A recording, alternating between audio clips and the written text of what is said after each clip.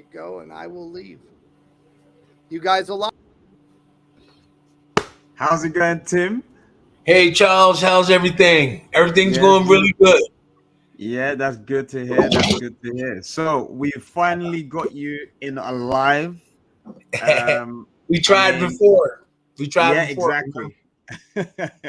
So what's been happening? We see the belt in the background. Yeah, well, I've been training. I've been training Mhm. and stuff, and I've been training these two kids from Bangladesh Oh, um, okay. at, at the gym. They really Yeah. come along really good, eating Mm. well. Just doing what we have to do to survive. That's all. That's of course, of course. Yep. So, the British crowd, the European crowd, there's a lot of misconception about the style of the Philly shell, what you Okay. have to do it. So we need to touch on that, Tim. We definitely need to uncover a few trade secrets. Now, I don't want to have you reveal everything, but we definitely need to touch into that. But I think first is just you know to see like what has been happening, in your life. How did you start out as a boxer? Okay. Really, what was your development, and how you got into boxing, I think is the first thing that we want to touch on, because how you managed to perfect such a craft and then become a two-time heavyweight champion is another story. But just at the inception, we want to find out what happened. So how Oh, did you start out in boxing? okay, well, first, I wasn't even thinking about boxing. I didn't really like Mm. fighting. I had street fights, I had, little arguments and fights when I was a Yeah, kid. I know. Never thought of being a boxer. I Mm. played baseball. I played football, Yeah, American football, basketball, everything. I played a lot of things, tennis, golf, yeah, but I never thought about boxing. yeah, Never thought about boxing until, um, I was all Philadelphia tight end. I won the honor of being the best tight end, and I got a yeah. 4-year scholarship. But my marks wasn't good, so I had to go to a small college first, then Mm. go to a big college to get my marks together. So I went to a Mm. small college called Lincoln University, Yeah, and I did really well. I did really well. I started as a freshman, and you started as a freshman. I could catch real good, but I wasn't real yeah. fast runner. But I could fake you out and get that ball. So Yeah, yeah, yeah, they throw me the ball, I'm catching it. So I got yeah. hurt. I got hurt in one of the games near the end of the season, and I was Mm. out. This guy hit me in the back when I was on my way down. That's illegal. Oh, So yeah. we watched the video and saw that he hit me. Um, Mm. so so then my friend Keith Davis, he was a tackle, and we was together, and like things didn't go right. So we went home. Things didn't go Mm. right. We was getting in fights with people, not fights, but Mm. my friend Keith Davis was like kind of frustrated with some things. So my mom, Yeah, his mom got tickets, and we went home, and everything was paid for. Never do that again, guys. I mean, don't do this. You get a full paid scholarship and walk away from it. Don't yeah. do that, young people. So we went home, and there was there was people boxing. I went home and took about 4 or 5, about a year or something after I went home from Mm. college. And Buster Drayton, junior middleweight champ, and this guy Kenny Reese and a couple other guys were boxing, and I was like, I might as well give it a try. And Yeah, that's how it yeah. was the other day. We went to the old Passion Gym where Sylvester Stallone made the movie. I was born and raised in South Philadelphia, Ah, right near the Italian yeah, market where he made the yeah, movie. yeah. It was the gym, the old Passion Gym, and we started going in there. Amazing, amazing. So basically, obviously Philadelphia is well known for boxing. Um, did you at that point know the kind of reputation that you know was based in Philadelphia for its boxing? Did you know anything about it, or? Real quick, I used to see like the older guys when I was little out there doing the shell. Mm, Like yeah. guys in the neighborhood, they be getting the shell, they be having hands like this, like all kind Mm, of ways. And I didn't really take heed to what it was, but everybody had a nice fashionable, and they was doing the shell when they wasn't boxers. They was regular Yeah. street people. Um, later Ah. on, later on is when I found out that they were doing the Philly shell in the gyms. But Mm. I seen a lot of people doing it.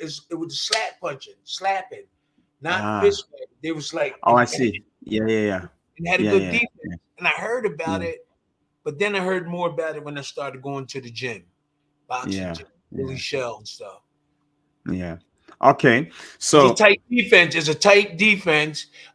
Any way you could tighten your defense up and not get hit is a shell. To me, there's when I found and did research, there's no specific. There is a specific way you hold your hands, but the yeah. concept is to not get hit and have a tight defense. That's the o- shell. So if you have Okay. these guys talking about it, talking about the Philly shell, it's a tight Yeah. defense where you don't get hit that much. Yeah. So that's actually what I wanted to touch on. So Okay. basically, you're saying that the position that Mayweather and most people get into, like when they're in this position, you know, that's typically not the Philly shell. The Philly shell is a lot bigger than that. That's what you're saying. Yes. Yes. Okay. Okay. It's a So tight how defense. would you define the Philly shell, and like what is it about the Philly shell that we need to remove ourselves from that idea that it's just the Mayweather's position? Mayweather doesn't fully do the full Philly shell. He just leaves his Mm, hands up like this. He don't really lay his hand across his stomach and put his elbow yeah. down there. It's just that the fact to me is that Mm, he's in phenomenal shape and he has like a little radar where he gets out of the way of punches. But mm, if he was a little slower, he would be getting hit.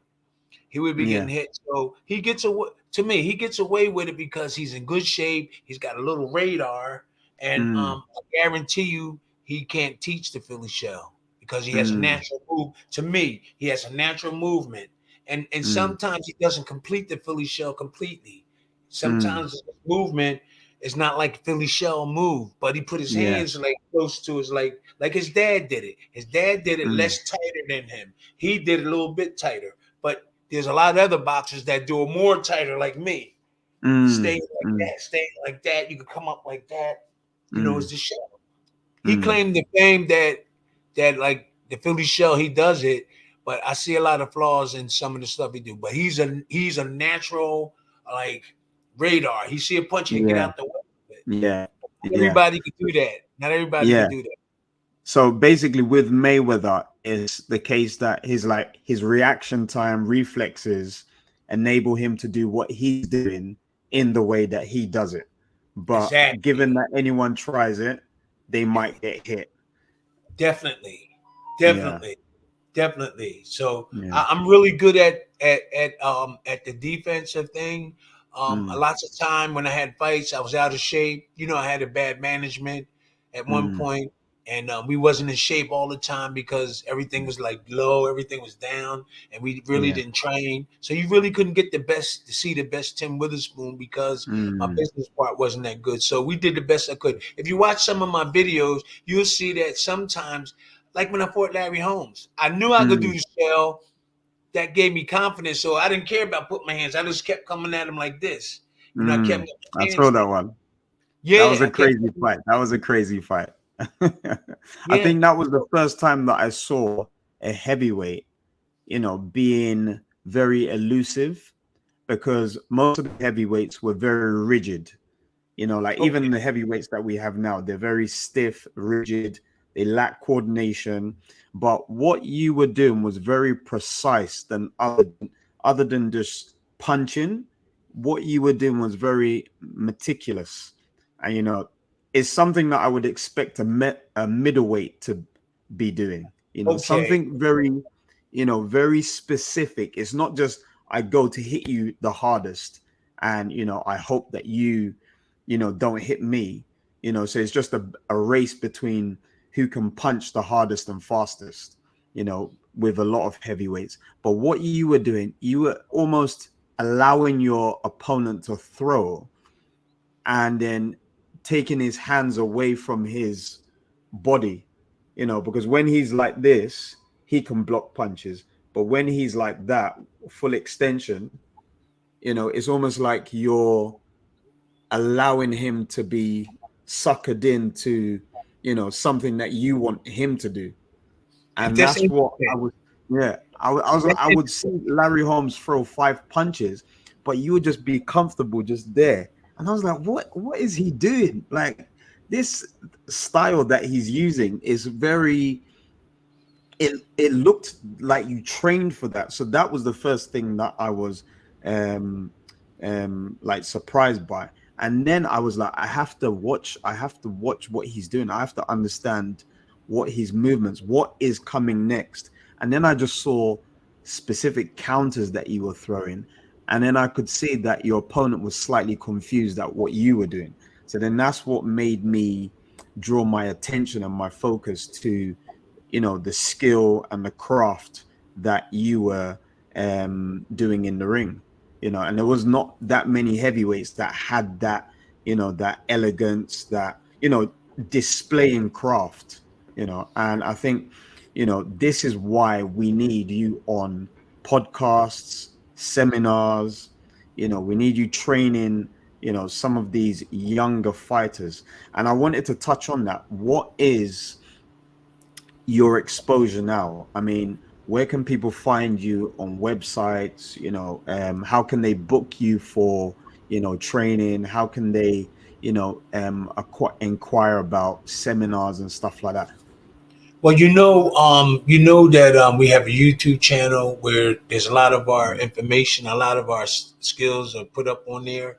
Um, Mm, what's really good if we can get people to come to where I'm at, they can mm, really get there really 100%. I'm not saying I'm the best. Like you was talking about when I fought Larry Holmes, I only had mm, 12. I only had 12 amateur, 7 amateur fights, and had like 12 professional fights. I had a mm. great trainer that got me ready and gave me confidence. So a lot of Right. times you might not see my hands in the shell position, but I know they're supposed to be there. I was so Mm. relaxed. I know the only way you hit me if I let you hit me. Yeah. That Yeah. was so good. So um we're building up things so people can come our way. We're trying to Mm, get some of the heavyweights that's out there now, try to save mm, their legacy. He's reaching mm, out to a lot of them like Dante Wilder, mm. Anthony Joshua, even Tyson Fury, Yeah. any of those guys. We give them a little bit of the shell and teach them how to. But I was really relaxed. And Mm, for Larry Holmes and stuff, I get in there, I was relaxed because I know the only way I get hit if I make a mistake. And that's in mm. most cases with everybody else. So I felt comfortable. So Yeah. real quick, a lot of guys move a lot because they don't know how to block shots.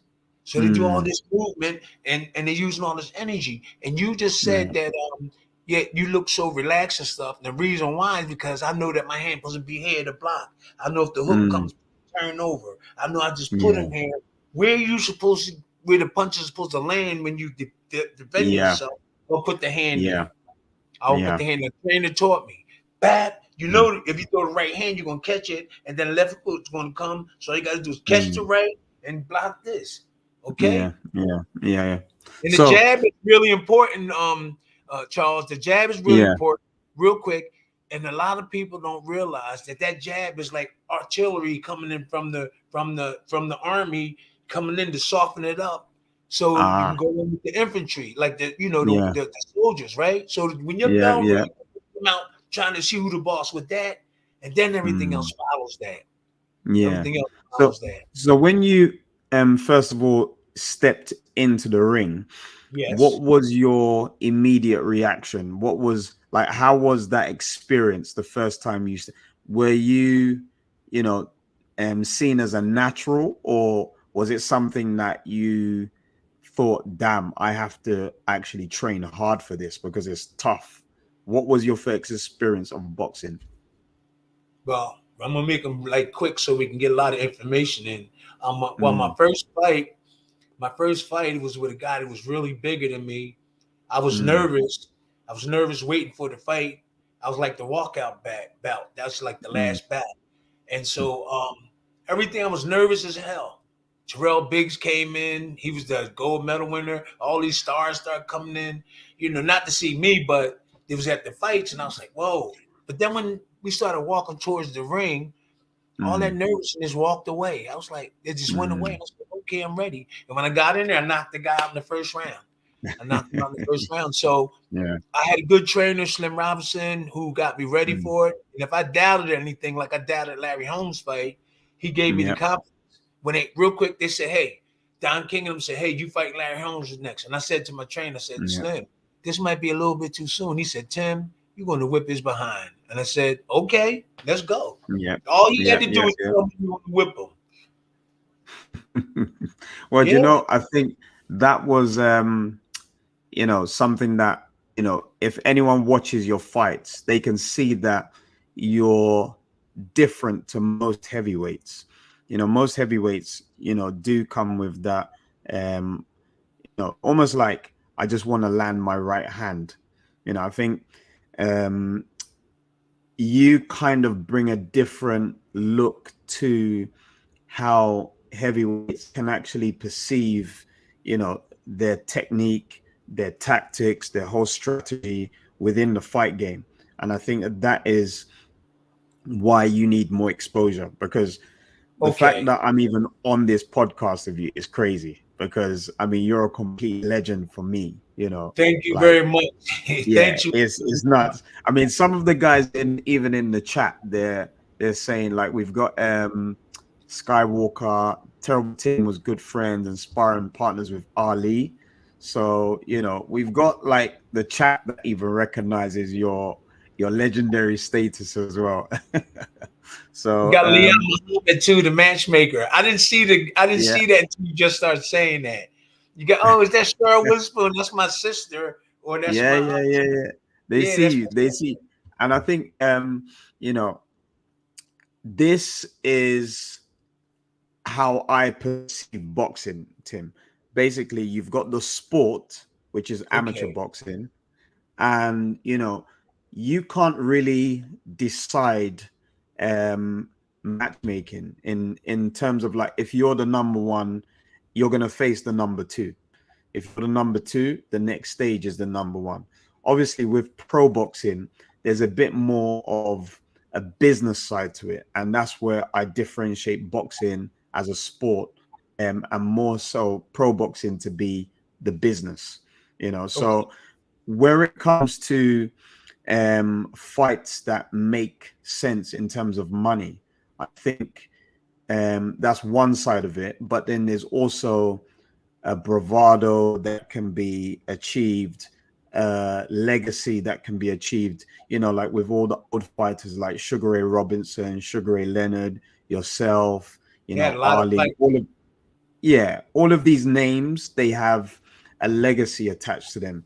But in our current climate, we see that someone like Mayweather could have fought someone like Logan Paul. And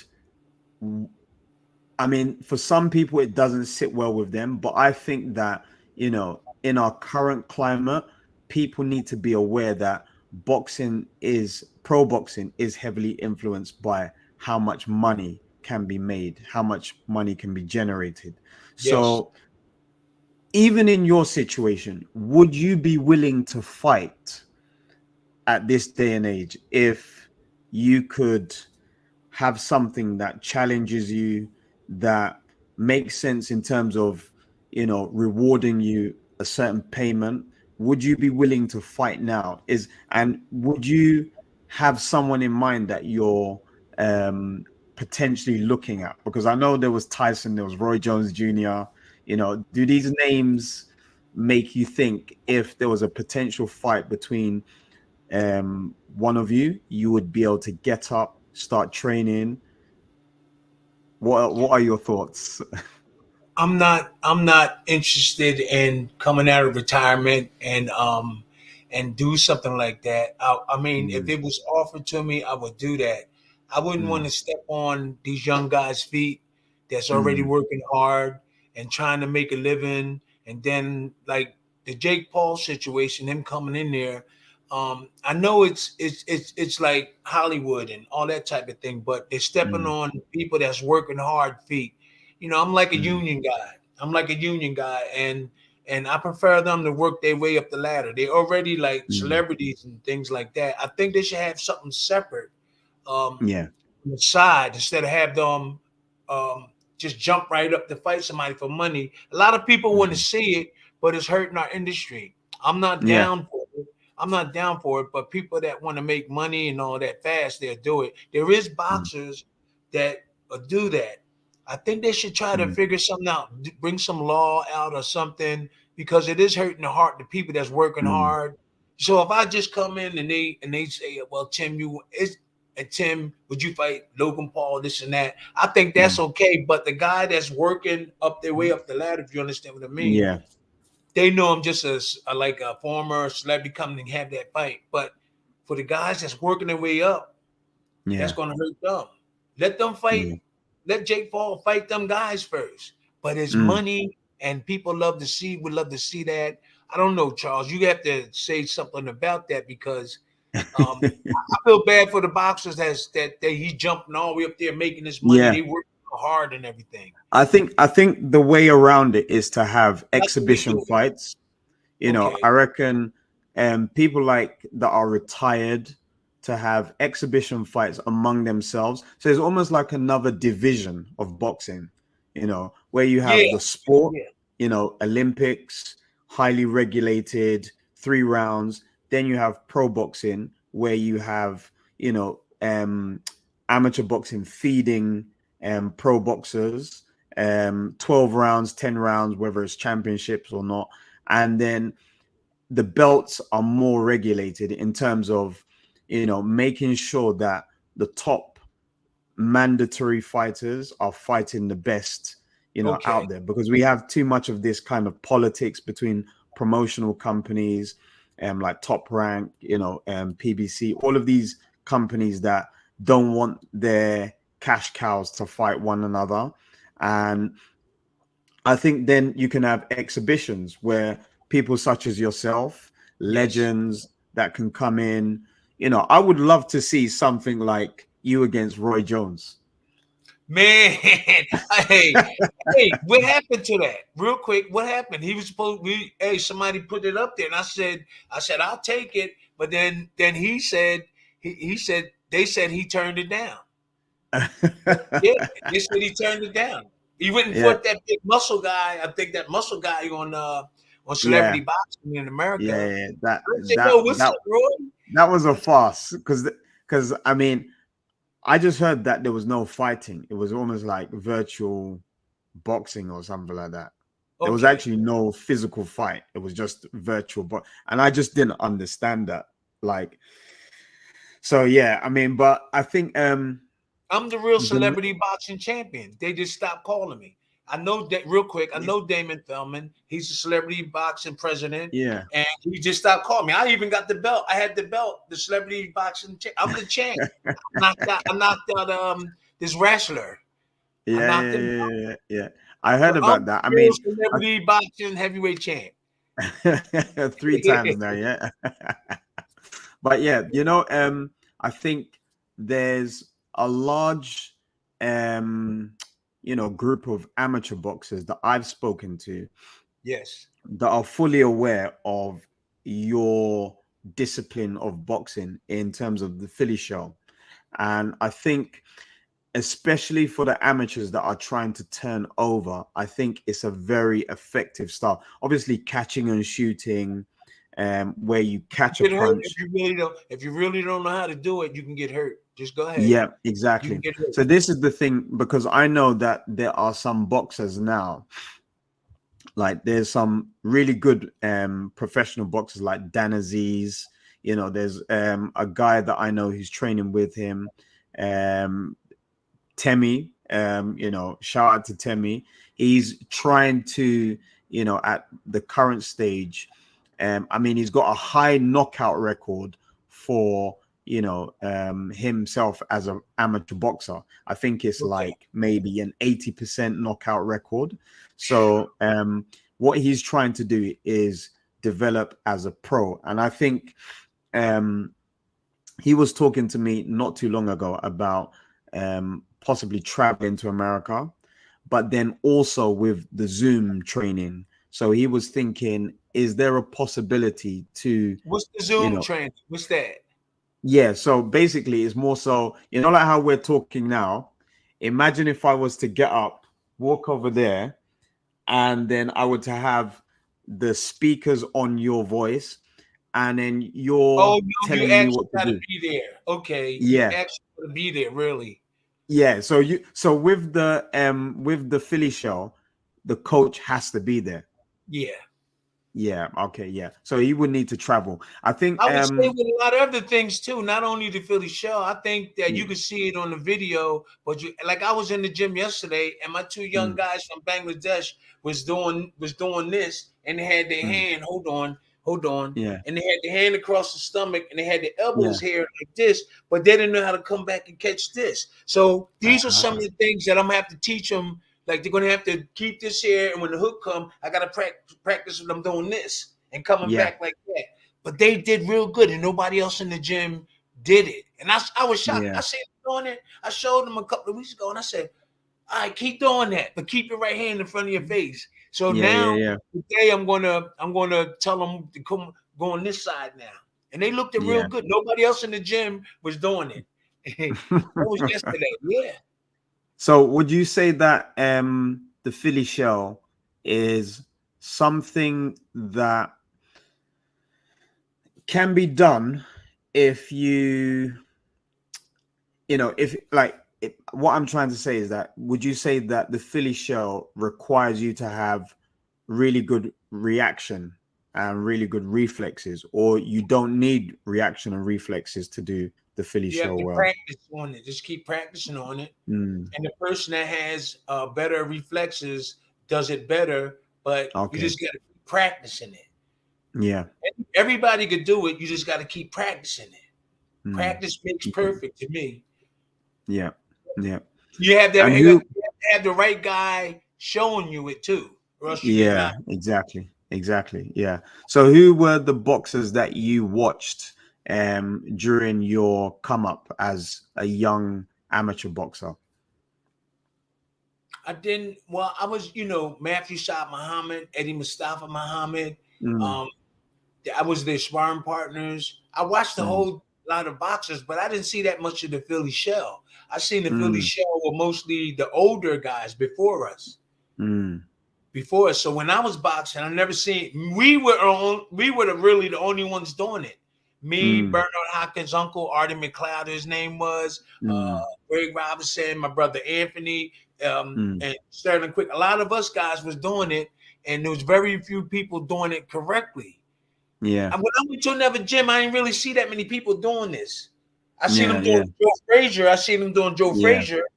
I seen Yeah. them doing this and bringing it down for the body shots. Take this, Yeah. come down for the body shots and stuff. But Yeah. I really didn't see that many people doing the shell.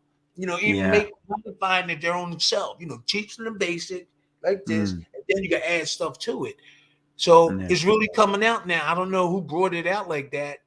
Yeah. And I think, do you know what? I'll be honest with you, but I think yeah, kids are not learning the Philly show. They're just seeing, um, you know, because we've got a lot more widespread coverage of boxing footage now through the internet, YouTube.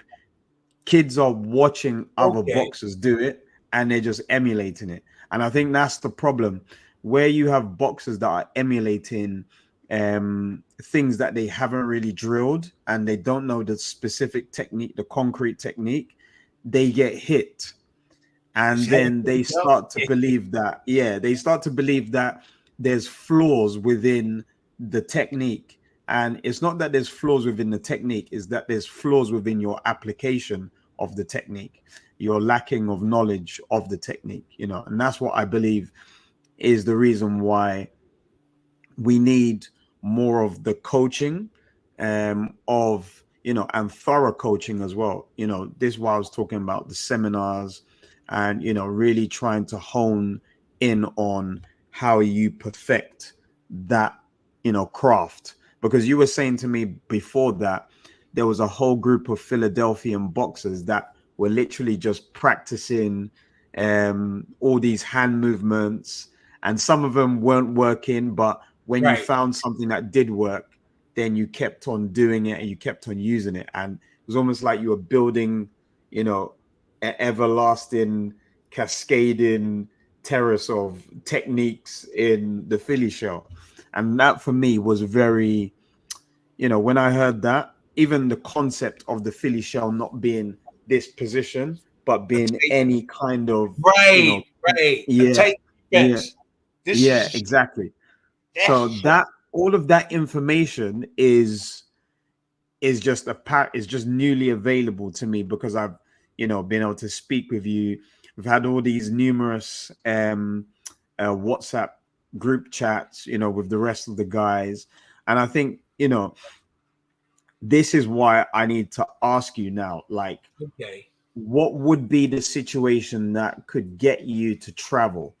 Would it, would you require a seminar? Would you require an athlete, a pro boxer that you would be training? What would be the circumstance under? Because there's going to be some people that are watching now and they might think, I need to contact Tim because maybe I want him to train a pro boxer that I have.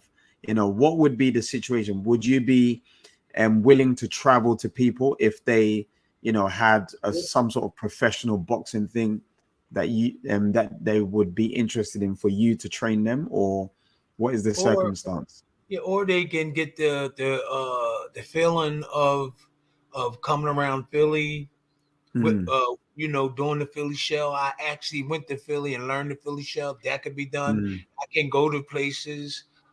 mm, You know, I can go somewhere. You know, but you know, coming to Philly and knowing that you're mm. there, and trying and getting toward it is good. Is a motivating Yeah, thing. But it yeah, could be it could be done. It could be done anywhere. And the mm, Philly shell is just a tight defense. That's yeah, all it is. I used to see them guys on the corners just having a tight, even like this. This was mm, considered a shell too, because it's yeah, tight. That was yeah, considered shell. And then you know, like the Joe Frazier, then this yeah, way. So it's just a yeah, tight yeah. defense. So it's Tight basically a shell, a shell. So where exactly. you can, yeah, I place seen yourself. guys like this, and the guy was hitting them, but he couldn't get through. And they said, "Wow, Yeah, that's a nice tight shell." I seen the guy said yeah, that, and I was like, "Okay, it's a tight defense. It's a yeah, tight defense." You know, okay. yeah. So, I think I remember seeing Winky Wright, you know, with the high guard, high close guard most of the time, you know, just stuck with around the time when Bernard Hopkins was fighting as well.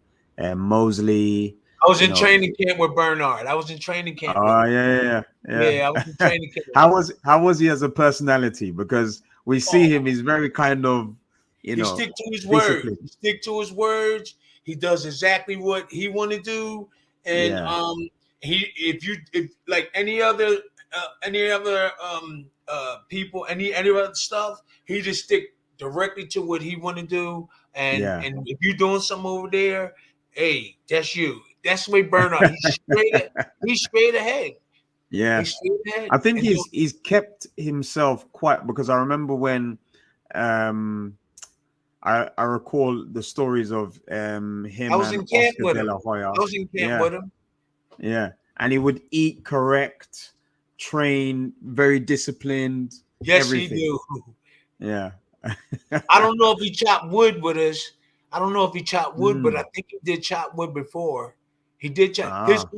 his uncle Artie McLeod. He had gray eyes. He Mm. was fire. He was fire too. We was all on the Yeah. same team. Yeah. So if now, so what you're saying is that people would need to come to Philadelphia. I mean, there's possibly a chance that you could travel, but you're a busy guy, so people need to come to you. What is in Philadelphia now that is hot? Because we know that Danny Garcia is there.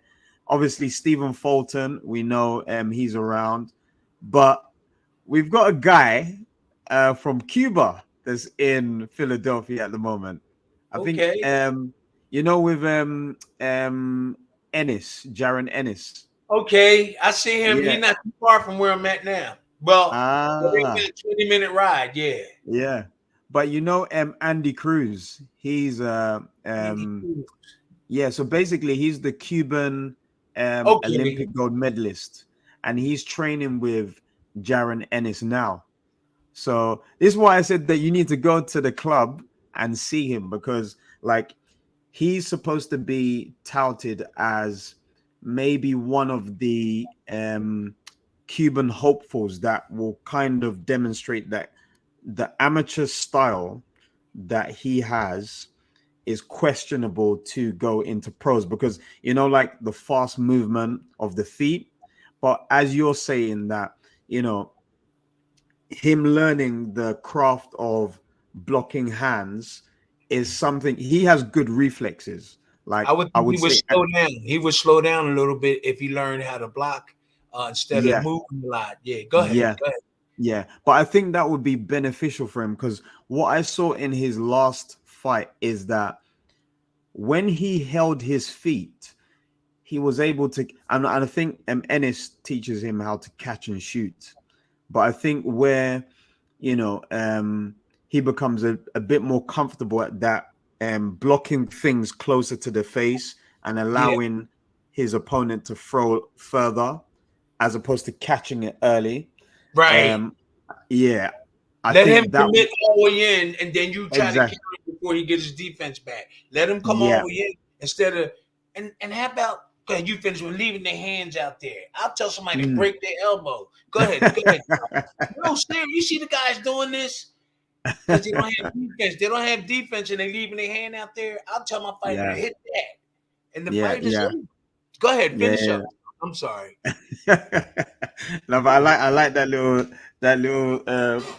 that dark secret that you've just given us. So just whack the Don't leave elbow. your arm out there. Don't leave your arm out there. Them old time trainers will tell you, look, if you do that again, hit that elbow, the fight is over.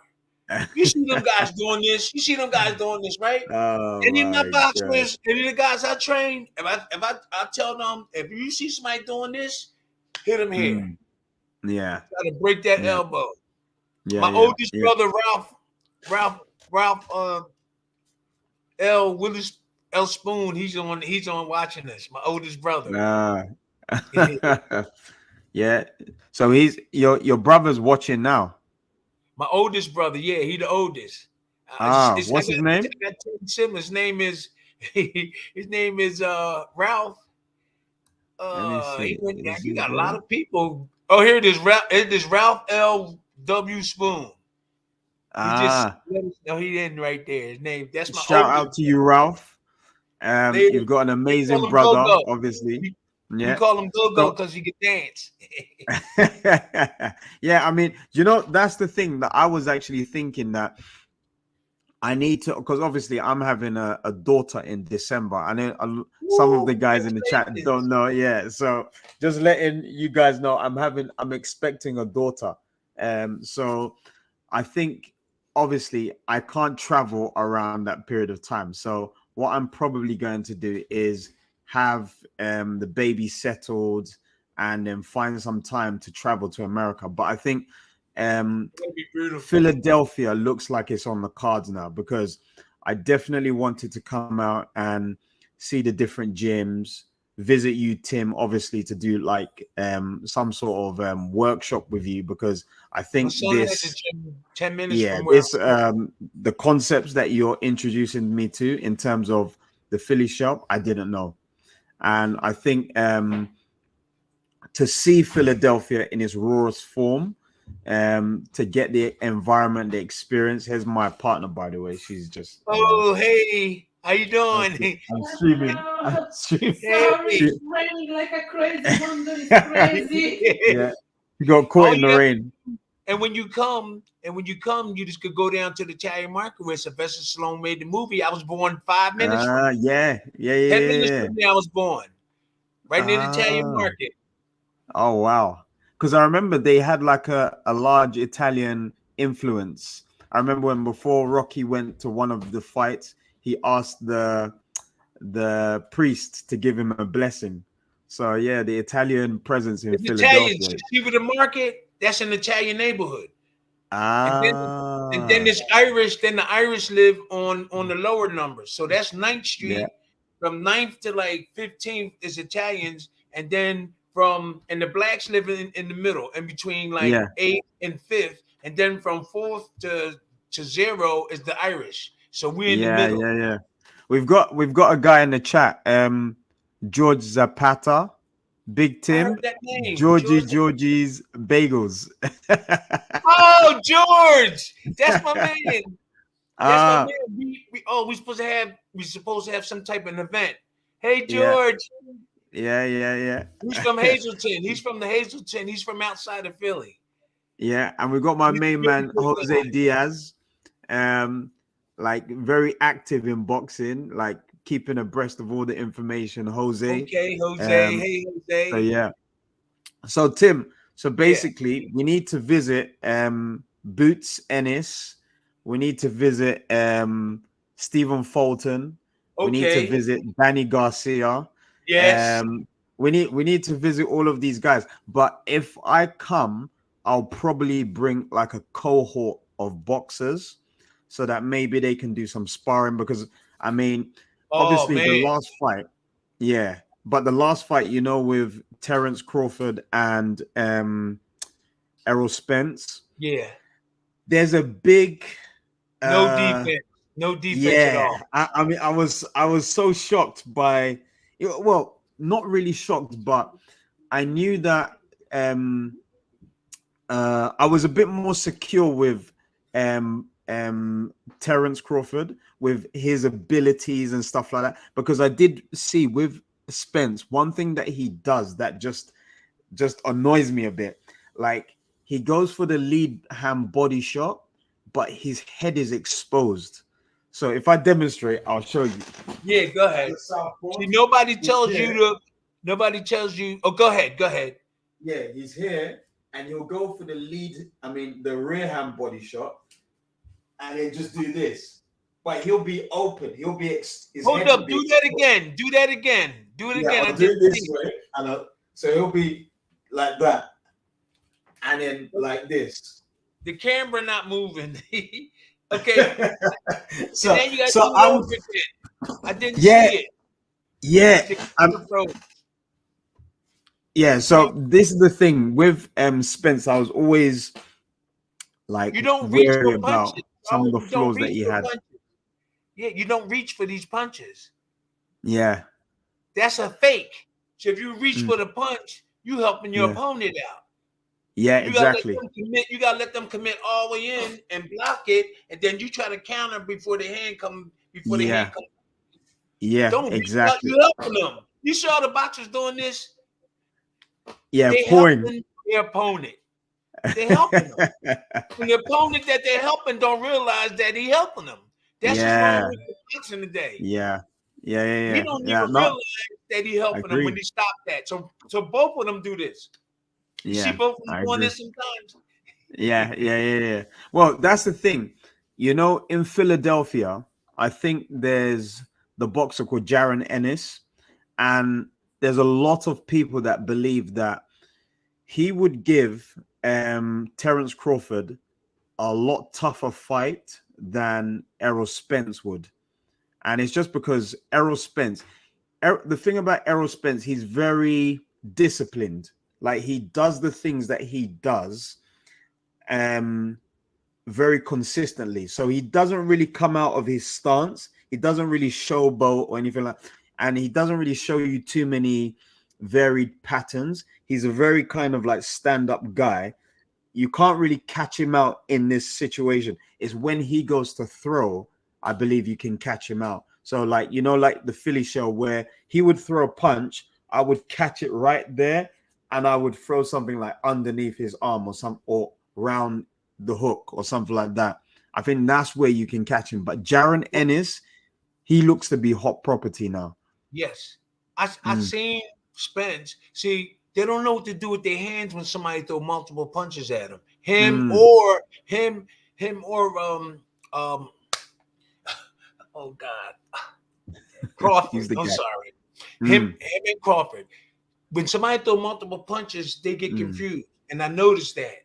So nobody's telling them what to do. You can shell up, but you want to be able to counter back too. So Yeah. they work more hand on hand too. If you keep practicing, work Yeah. hand on hand. Somebody throw punches at you, you know, you got to catch them and counter back. Try to get Yeah. him before Yeah. he get his hands back. 100%. 100%. So,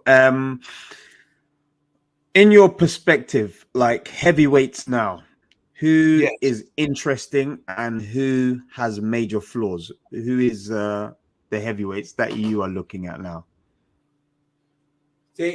So really, when I come see the fights, it's just entertainment. Sometimes I look for the skills. I see left hooks and right hands throwing, but what I would like to see is somebody setting their opponent up, like jabbing, and slip and bang. You don't see that jab, Mm. jab. You don't see them turning their shoulders. So I Mm. saw Anthony Joshua, who I reached out for, Mm. punches, jabs coming in, and he's just like this. When all he got to do is this. Who's there to show these guys? Who's there to show these guys? I Little don't. things, little things, not a whole bunch that Yeah. they need to do to make them complete what they're doing. I said, he don't even know how to block. So real quick, I was in the gym the other day showing these amateurs from Bangladesh block, jab, shoot, jab, block, keep doing it. They kept doing it for a whole like 5 rounds. Black, bam. Then I had them block, slip. You don't see nobody doing that these days. You don't see them slip. So I had them blocking, hand right in front of the face, blocking. Then I had them slipping, block, keep this hands up, block. That type of thing. Yeah. When they get right, they're used to it, you know? Yeah. They Exactly. did really good yesterday, Charles. They did good. They sparred yesterday. And how about this real quick? They've been in the gym 2 months, and there was guys in the gym, been in the gym for like a year and a half, and they did good. They look way better than them. Yeah. I was like, Yeah. oh, God. The discipline on those fundamental things. Yeah, I agree. Yeah, they look good. Now, the other guys was like, wow, I'm throwing punches, but these guys are like really stiff. I'm not stiff. They was there. Then when the time came, they slipped and they did stuff. And I was like, oh, God. They was really happy too when they left the ring. Yeah, and they left the gym. So, all right. So let me see. Did you watch much of James Toney? Yeah, he rolls a lot to one side. He got a good shell. He got a good shell. Yeah. But he rolls to one side and he wasn't rolling to the other side. So he'll keep doing this. He'll keep doing this and throwing that. Okay, it was so like would, I was like, well, how come he not going on this side? And then I seen him go on this side. But on one fight, he kept doing this. He rolls to the right and then comes back with the right hand. But he wasn't going on the other side. Yeah, I get you. Because when I think about James Toney, I think about his counter right hand a lot. Yes. I think about his counter right hand. And the thing with James Toney is that, again, it's like similar to you. Like when you watch practitioners like that, they feel so comfortable taking punches. Like here, like I remember when I was watching him against Iron Barkley, and I was like, damn it, it's like this way of boxing is based on confidence. Like you have to be able to be confident to take the punch right there, and maybe another punch is coming to the hook, boom, you're there. Another punch is coming there, you parry, and then you just do something with your left hand. Turn the shoulders more. Yeah. So there, you're teaching me now. Yeah, see that show. So you just went like this. You just got to get that shoulder in it too. There. I was with Iron Barkley over the weekend. Oh, you met him? Yeah, we were up Muhammad Ali's training camp.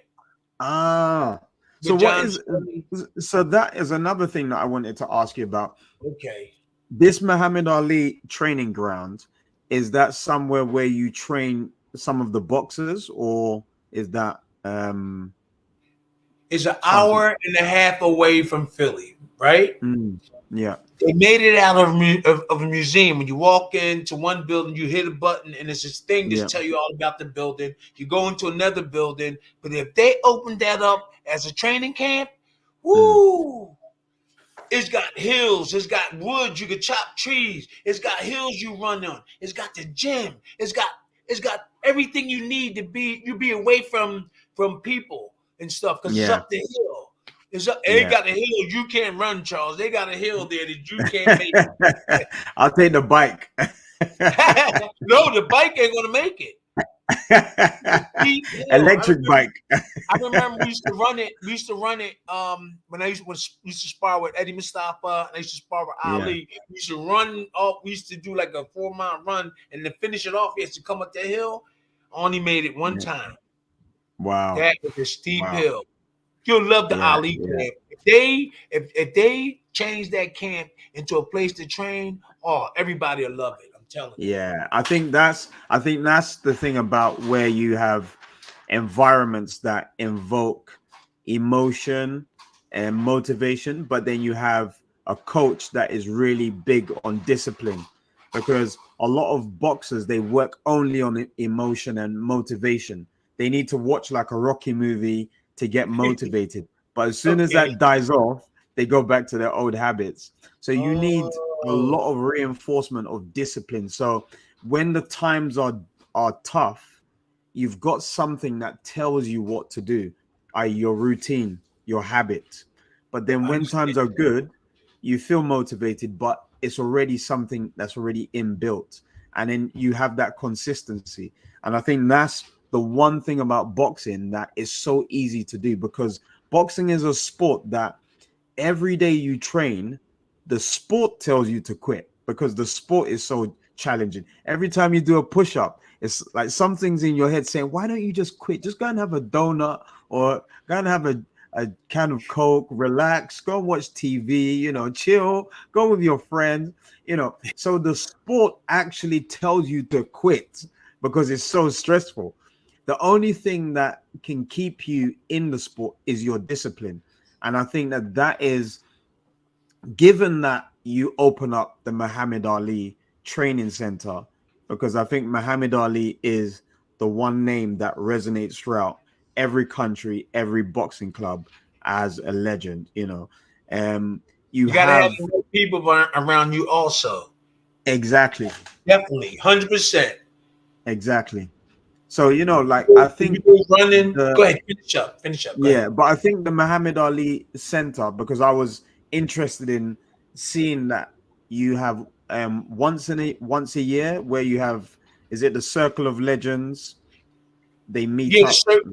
The Circle of Legends. Well, we with John Skelly and we try to do something. He really, he's a good guy. He really try to keep the boxers, keep them in touch, let them keep in touch with each other, try to do events. Yeah. We all are a part of the Circle of Legends and stuff. And Brian can probably tell you a little bit more later. I know he's been talking to you, but we just trying to build that up. The Circle of Legends. Yup. Yeah. So I remember recently I saw a post with you and the Viking samurai. David. Yeah, David. So what is the situation with David as well? Is he gonna fight? I think you're gonna have to talk to Brian. Brian's much. He's on it. I talk to David here and there. When he comes to camp, he don't have to worry about a thing. Just bring his butt to camp so we can get ready to go to war. He's real motivated. And the first time I held that pad and he threw the overhand right, perfect almost. The first time I just said, "Here, throw it over," and he just threw it. That's like, "Did you ever fight before?" He said, "No." And then he threw the left hook, and my shoulder got popped out. Yeah. And I said, whoever he fighting gonna be in trouble with. We train together. Yeah. Do you know? I saw the video. I saw the video that you did a review. And for me, it's just shocking that someone that's actually participating within combat sport will look worse than a white collar boxer. I mean, a white collar boxer is like, in the UK, we've got office workers that train for like 6 months, then they get in the ring. This guy, what's his name? Something Justice or whatever his name is. I was so shocked. Supposed to be fighting. Yeah. I was so shocked that he just looked so stiff and so rigid. Is he a martial artist? Is he a martial I don't. artist? I think it's a bare knuckle fighter. Oh, he in trouble. Yeah. If he don't get the right teacher, he gonna be in Yeah. trouble. Yeah. I 'Cause I think was that is the fight that I think probably I need to do a review video with you about that guy, because I saw anytime. a cacophony of ridiculous things that were in that video that I think we need to just unpack, because it's They got a lot of heart. I'm not fighting no fish fights. Hey, yeah. Charles, you got to put on some padding. I'm not doing no. Yeah. They I got a know lot. I remember Bloodsport with Van Damme, and like where they had like the wraps and then the crystals or the metal that they crushed, all of that kind of stuff. I'm not doing. I prefer to just put on gloves, 10 rounds, fight like that, pro amateur. Yeah, that's me. Bare knuckle fighting, forget about that. No. I'm not on for that. I'm not They on got- for that. They got a lot of heart to do that. We're Yeah, smart. yeah. They're So prepared. let's just ask you one more question now. In the UK, obviously, you fought Frank Bruno. What was the situation with that? How did you prepare for that? Because we've got Huntsman who's saying, what sparring partners prepared Tim for Frank Bruno? Which is a good question. Yeah, I had some. Well, what happened was when Don King, when he made the fight, we had a lot of big guys. We knew it was going to be trouble at Wembley Stadium with all the people there. We knew how crazy the English crowd gets sometimes. Being at the soccer game, you in there for a fight, you're gonna fight and might be in another fight when the fight is over. So we had some big sparring partners. 100%. I sparred with like 5 big guys, strong guys and stuff like that, getting ready for the fight. And really, I was like fighting for the country and fighting for, it was like Americans, England, and at the time, even now England is my second home now. But at that 100%. time, it was us fighting against them, and we had some big sparring partners, and there was also bodyguards. But if we didn't have them bodyguards, that I think the over there that the English gave us, we would have been in bad. I wouldn't be here talking to you on the podcast. Yeah. And they tried to kill us. They really support their sportsmen over there. That's what I love about the English. They really they're quite psychotic over here. Yeah, man. It's crazy. Yeah. So how did you even find the fight between Bruno? Like, what was going through your mind when you were fighting? Okay, this was the chance of my life. This was really the chance of my life to really get known and to really push things. I'm going to somebody else's country, fighting, defending my title and in their backyard. And I really wanted to win and really wanted to look good. What motivated me was they said that he couldn't take a punch, but when I got in the ring, I hit him with some punches and he took them. So he took the punches and I caught him in the latter part of the fight. But I was looking forward for all this here exposure, and this was my dream. This is my dream, and it came true. But after the fight, my dream really didn't come true financially. I went home with I walked home with 90,000 after I got like $500,000, but after they took taxes and the manager took his part, I went home with 90, and Frank went home with $1.4 million or whatever, $1 million, whatever. That's and, crazy. Yeah. So I went in there like I was defending the country, and everything, and it worked out pretty good. I was behind. I came from behind, and I wanted to fight. I felt really good. I felt really good. Then later on, found out, that I really didn't get the money I was supposed to get. Heavyweight champion of the world, and the opponent, my opponent, got more than me. So it's nuts. I mean, like obviously, I hear about the situation with journeymen, like those guys that have had like 70 fights, they've lost like 60 times, but they just know how to keep themselves from getting knocked out. And I remembered when I saw like a few of the journeymen that randomly beat a prospect Okay. like a young fighter, and they beat them because it was like a lucky punch. And then I would hear that after, their whole career would just go down from that point, because when you beat a prospect, now no one wants to fight you. And then even also in that fight, you get paid less money, because Okay. your job is not to win. Your job It's is you. to, yeah, allow the prospect to, get some experience, but then you just take the L. And I was just like, boxing is really,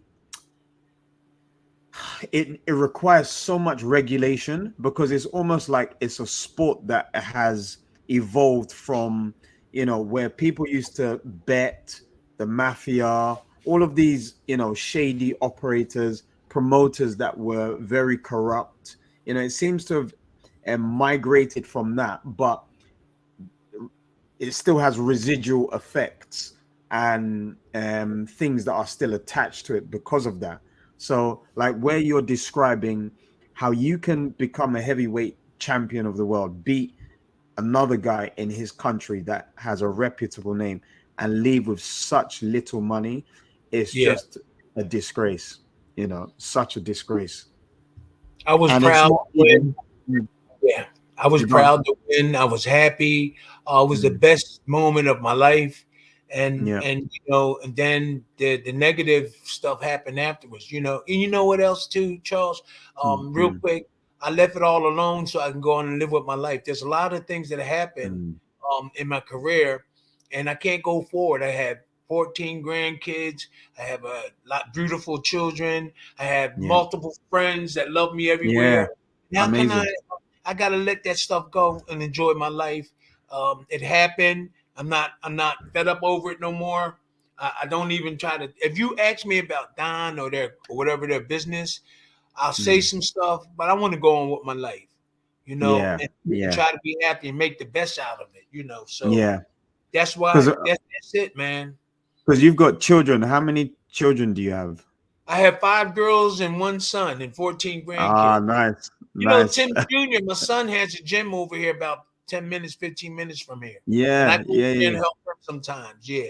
yeah. Has he had any fights, Tim Tim Jr.? had 14 fights.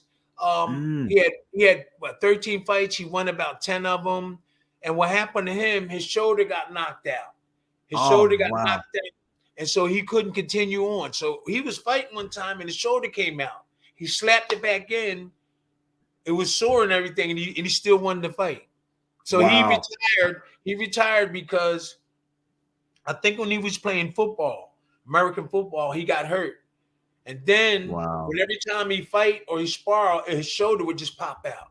So he won Wow. like one of them fights while his shoulder was hurting. But then he said, "Dad, I just can't do it anymore," and he Yeah, retired. that's crazy. I think he lost 2 out of 13 fights.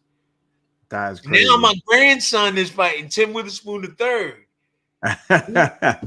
He's about my Wow. height. He's only 16, and he's like a Oh, middleweight though. yeah, wow. Wow. That's crazy. Because You- like I was watching, I don't know if you know the boxer David Benavidez. Yeah, I I was seen a little watching. bit.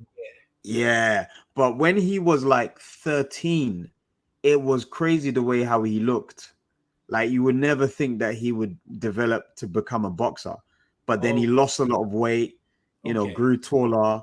I think his skin got lighter. And then you see how he's such a monster now. So Yeah. it's crazy the way how boxing can transform, young boys into men, after a few years of training, and it gives them those life lessons as well. Like we've got another question. Go ahead. Um, Huntsman's asking, how did Bruno's punch power compare with other guys? So like Bone Crusher, Cooney, how did it compare with those other guys? Okay. Bruno hurt me in one of those rounds, and Mm, Call the Truth. Call the Truth hit me, and I felt that hurt. Bruno hit me. I didn't feel no mm, pain, but I got dizzy. So mm. there's all different kind of ways that you receive these punches, and you can feel it Yeah, it have different feelings. But sometimes you get hit, don't feel it, you just get dizzy. But when Bruno hit me, I didn't feel pain, but I lost my equilibrium, and then I recaptured real fast. I recaptured everything real fast after he hit me. And he could punch because he knocked my hip out of place. So real quick, after the fight was over, I didn't feel it. I remember when he hit me. So then as my body calmed down, I went into a limp. I couldn't walk. I remember when he hit me there. He hit me there. And so just so happened it was a whole bunch of chiropractors had a convention. And I knew one of the guys. He was from America. We was in the same hotel. I couldn't walk. They had to carry me. After the Bruno fight, they had to carry me. I couldn't walk. So he came in and yes. Jesus. You might can see the fight. You might can see it on the video. He hit me, so I couldn't walk. And so the chiropractor worked on me for about 45 minutes, and then I got just limp a little bit. But I was hurt after that fight. He hit me on the hip. I couldn't walk. Jesus. I think I might actually have to watch the fight again because I remember watching the fight actually, because my dad was big into boxing. And and I remember watching the fight, but then it was like it was hard to watch boxing as a youngster that hasn't done boxing because you don't see the punches landing until it's the really big, like when someone throws a jab, you don't really see it land as an observer who's never boxed before. But when you start to box, you start to see these punches land and you're like, that jab must have hurt him. And then you see the reaction of the boxer when he gets hit. Maybe he backs off more. He gets hit by a body shot. He'll let you know. He'll let you know. Yeah, exactly. So I'm gonna watch your fight against Bruno again. But how would you rate his power? Would you say it was it more of a flash power where it's more it can stun you, or was it more concussive where it hits you and it just feels hard? Well, I felt when he caught me on my head, I didn't feel that one. But when he caught me on my hip, I felt that one. I felt that one, and then later on, I said, "Oh, that's when he hit me on the hip." So, but then when he hit me up here, I did stumble, but that didn't. I had no pain with that one. But later on, that hip one, it really escalated. The pain escalated. They put ice on it. I couldn't party. They was partying. I couldn't party or nothing. So I couldn't. So he could punch. Bruno could punch. And you know what? Let me say this, Charles. And a lot of people over in the UK was upset with me when I said that if Frank Bruno had my trainer, he would have knocked me out. And if I would have had his trainer, and I don't want to disrespect anybody, but if Frank had my trainer and I had his, he would have won that fight. Because he was just basic. He never slipped. He just come up like this. He never did a lot of not fancy stuff, but he never did things to get out of the way of punches. And so that a lot of people in my group was saying, "Wow, he could have did a lot more." Just if he had, and he had a good trainer in his corner. Who was his trainer? Who was his trainer? I can't remember. Remember. No. Hey, around that time I was not watching Frank Bruno. Oh, that's right. You wasn't born then, right? Yeah. I think I was born. When did you fight Frank Bruno? 86. Yeah, I was born. In 81. I'm old as well. I've got my stripes as well, yeah. Okay. I'm not a junior. Beautiful experience, man. Never dreamed of going to another country. Never dreamed of being in the championship fight. Never dreamed of. I'm doing podcasts with you. I'm doing podcasts. I was champion of the world. Man, I ain't complaining about now. I say that on a lot of shows, man. I'm happy. I'm happy, man. Yeah. So here we've got two Bruno's trainer manager was Terry Lawless. Oh, Terry Lawless, yeah. And someone's saying George Francis. I don't know which one. I don't know. I heard Terry Lawless though.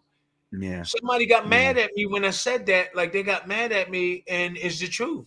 I do believe if I had Slim and he had a trainer that was like Slim Robinson, it would have been a much Yeah. harder fight. The fight was Mm. hard, but it was easy because when the fight went on, I could see things that he started lacking in.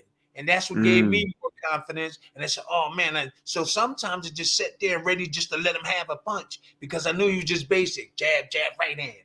Jab, jab, Yeah. hook. That was so easy for me to defense. Yeah. You know, Yeah. a lot of pressure. I pulled it off.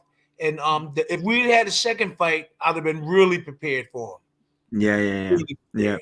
Well, do you know what? I would say that like over the last 20 years, there has been a transition in the way how British boxers fight. Like you can see, Anthony Joshua. No He is, defense.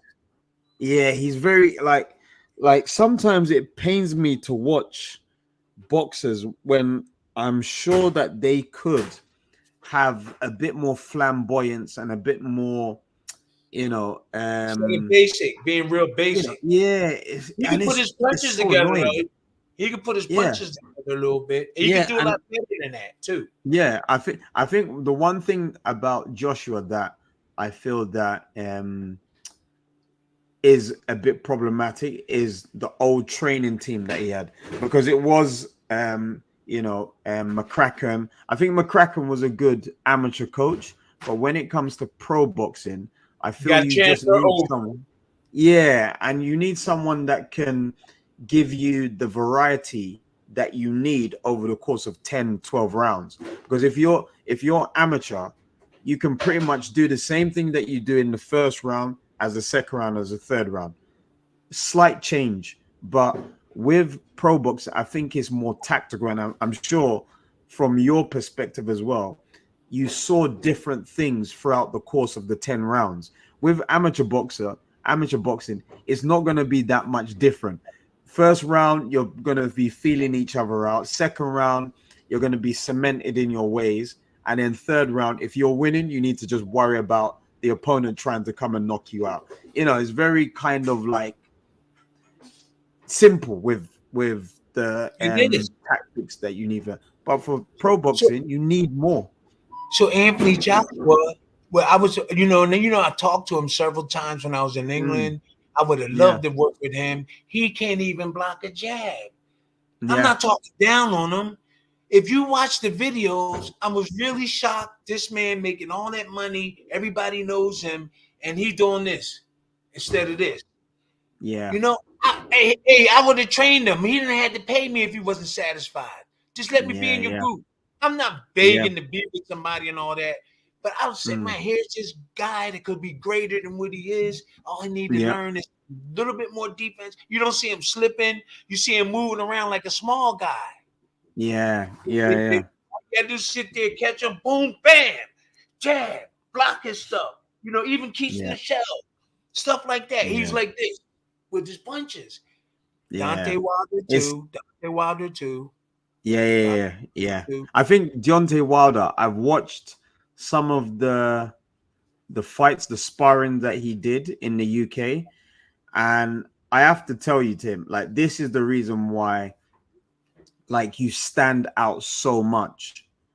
There's a group of heavyweights that I believe have stepped into a gym, and because the trainers who have like maybe 20 welterweights, 10 middleweights, 3 light heavyweights, see this one heavyweight as a chance to, take him into professional boxing or win a title, they fast track that heavyweight and don't give them the correct skills. So where you have a welterweight who would spend a year before even sparring, he would get that, the same coach would get that heavyweight to spar within 3 or 4 weeks of doing basic training. And the reason for that is because I think heavyweights carry this ability to draw in crowds. Joshua at one point was probably even bigger than Mayweather, because he achieved anything as close as Mayweather, but because people see him as a big black guy with Okay. muscles. Yeah. Okay. And you know, sometimes that can, like, you know, the average housewife, they would look at Joshua and go, "Oh, Joshua is such a big, strong guy." You ask them about Mayweather. Who's Mayweather? Who's Okay. Merriweather? You know, Okay. they will call him a different name. You know, and that's the thing. It's like a lot of people knew about Joshua not because of his accolades or some of the women that I spoke to about Joshua didn't even know that he won the Olympic gold medal. They Wow. just didn't know anything. It was just more because he was big and strong, you know. And I think Everybody in America knew Mayweather, but they didn't really know Joshua. They didn't know yeah, Joshua. So since I yeah, knew him and stuff, I was telling everybody who he was, and I was like yeah, hanging around him. I had a couple of events with him. But you're yeah, right though. yeah, You're right to a yeah, certain extent. yeah. Um, And that's but the thing, everybody like, knew Mayweather. yeah. But that's the thing. It's like when you're thinking about the people that are going to pay for fights now, it's not necessarily going to be for the best boxers. It's going to be Right. for the boxers, you know, that look a certain way and Right. that can draw in this entertainment factor. And I think that that's the problem with some of the heavyweights. They were fast tracked because when you see a heavyweight, even before you can train him, he looks like, I remember seeing some big black guys walk into the gym, and the reaction that they would have simply by having their physique was enough to make the trainer just focus on them.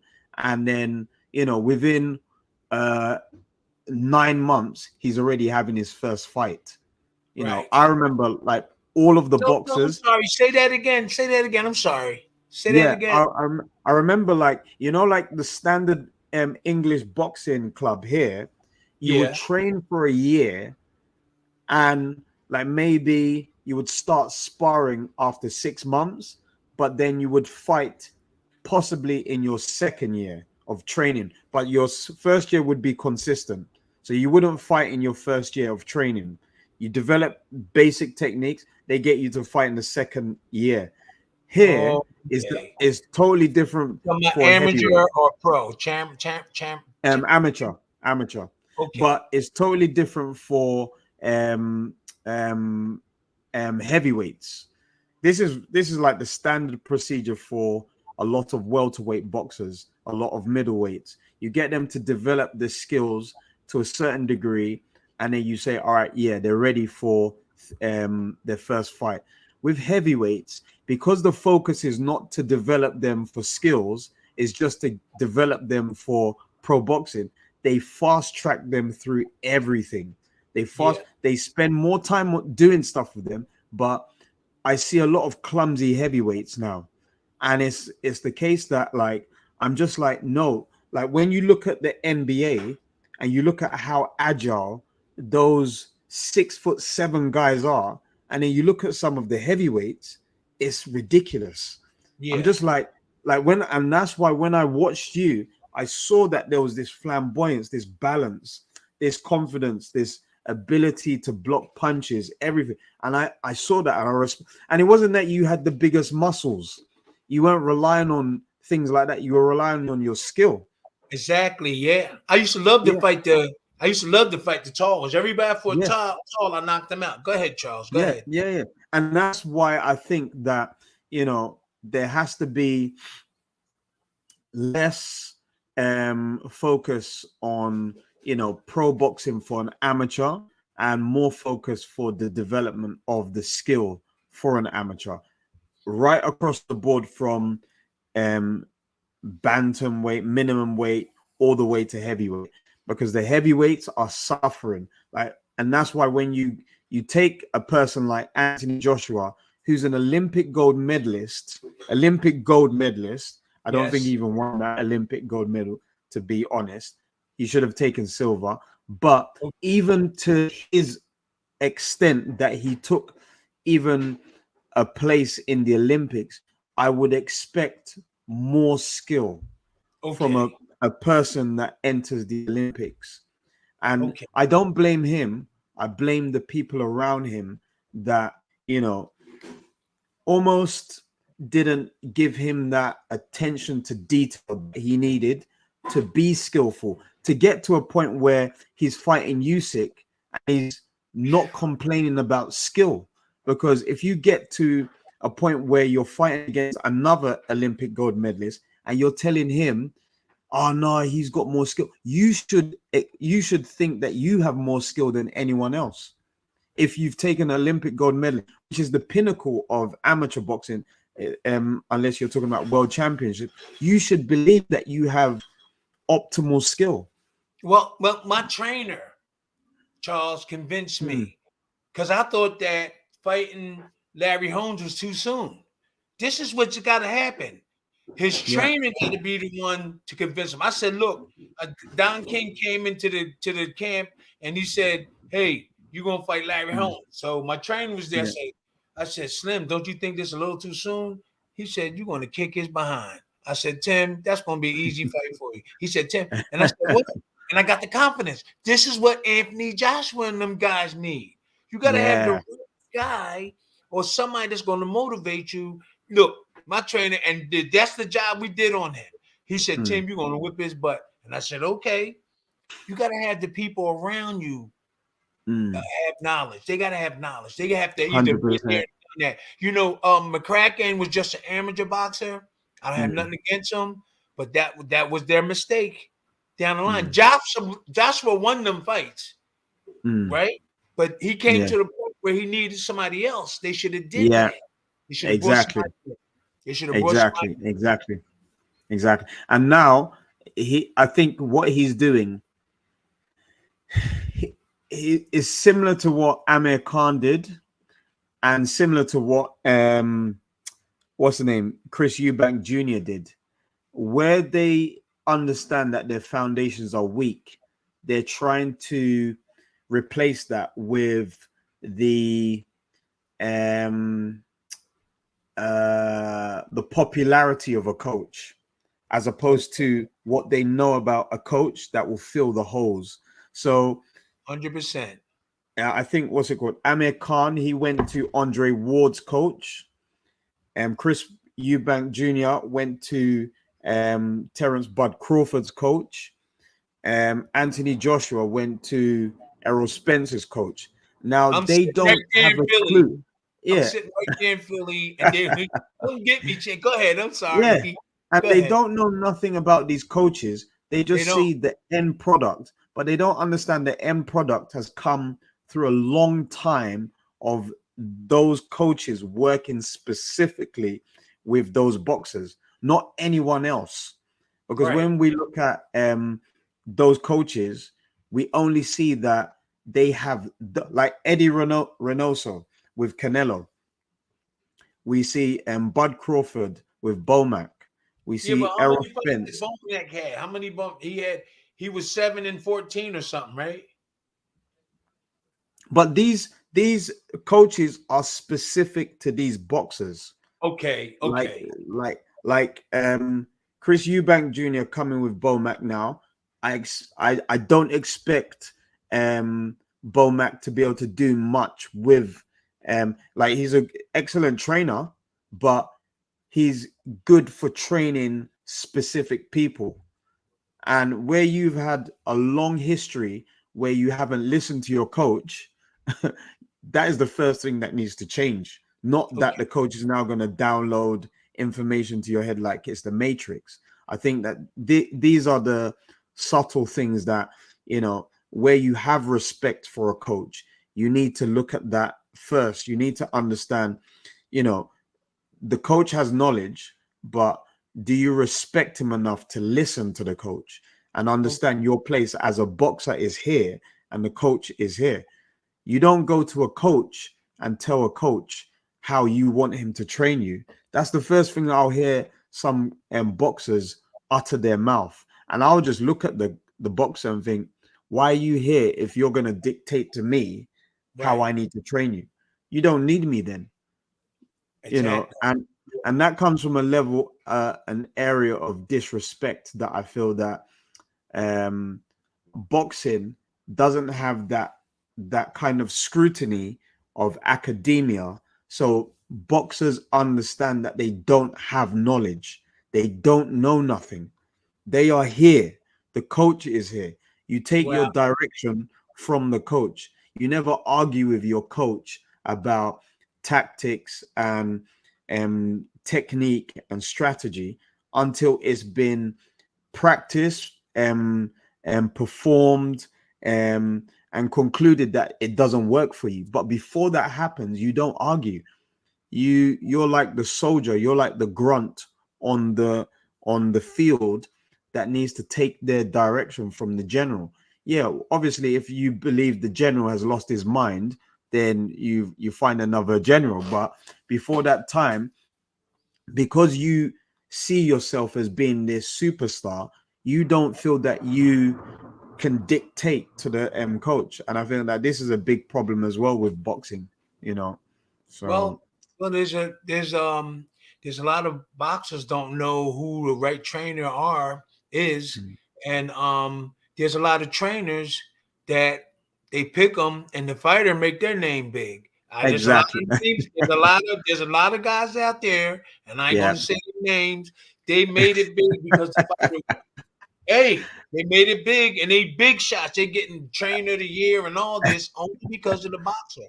Yeah, Um, it's true. and It's they don't true. really know, and the boxer might know more than them.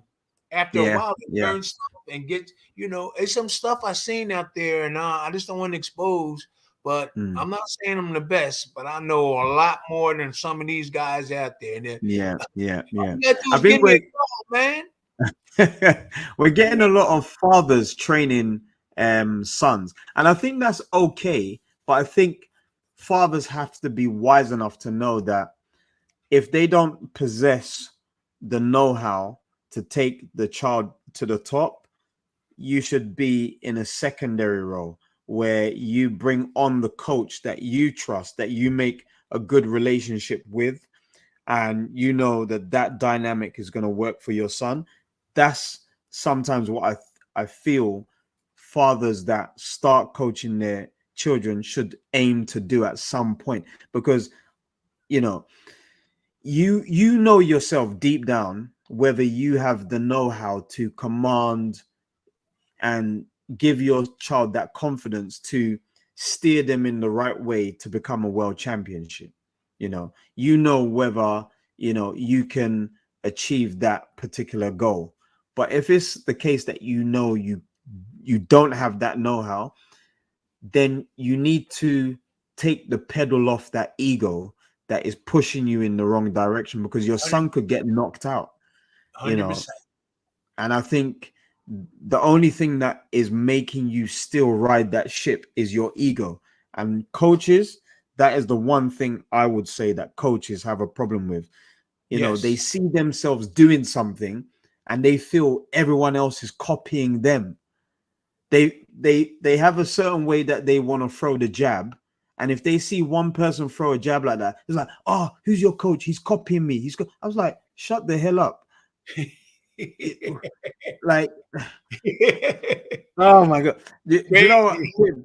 Tim? The reason why I'm even saying this is because I've got this guy that keeps on coming on my channel, and he Oh, don't keeps tell on me you like, got hit too many times. You get hit too many yeah. times. I don't think he's been hit at all. I think he's this guy.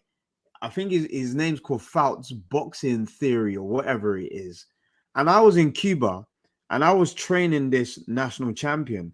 And I was telling him that, look, you need to develop your jab, moving to the left if you're fight, because he's an orthodox. And I said, you need to develop your jab, moving to the left if you're fighting against a southpaw. And I said, you need to develop your jab, moving to the right if you're fighting against orthodox. And when I was telling him these things, I made a video, just a small tutorial, and then the guy came on my video and was like telling me, oh, my stuff and your stuff looks very similar. And I said, you know what, my stuff is not my stuff. Okay. My stuff, like when you teach Cuban boxing, the coaches don't develop anything. The coaches are literally just people that follow a routine of a school of boxing. So I would never go to a school where I'm teaching Okay. maths and tell people that I've invented addition, Okay. because addition came before me. I'm only just showing a method of how to do addition. So it's the same thing with everything under Cuban boxing. You never develop anything as a coach because of the communist system that they have there. Everything stems from one consensus and everyone follows suit. So Okay. the coaches in Cuba don't really have ego. It's only when they get to America and they become pro that they develop. Yeah. So like one coach is teaching the same technique as another coach. Another coach here is teaching the same technique. They all have a manual that they work from to tell them what they teach on specific days as well. So when this guy said to me, like he believes I'm copying him, I was like, this guy is so retarded because he doesn't Oh, you think understand. you copying them? Yeah, I he would love doesn't that. understand. Copy me. Copy. Yeah, it's like he thinks that, like, even me, I don't have the ego. Like I understand that what I'm teaching, someone showed me how to do it. So, and someone showed that person also. And even when you think about the Cubans, the Russians showed the Cubans how to do amateur boxing. So this is the reason why you won't see a Cuban coach going, yeah, I'm the best. I've got this many fighters. I've made this many Olympic champions, blah, blah. You won't see it because he knows that he was given a booklet by the government to Yeah. teach boxing in this way. So there's nothing that he's creating. He's just passing on information. But when you've got this guy that will take his time to watch a video and then to think that he and behave in such a narcissistic way where he believes he's the beholder of information in Okay. boxing. Okay. Like, how many people do the Philly show?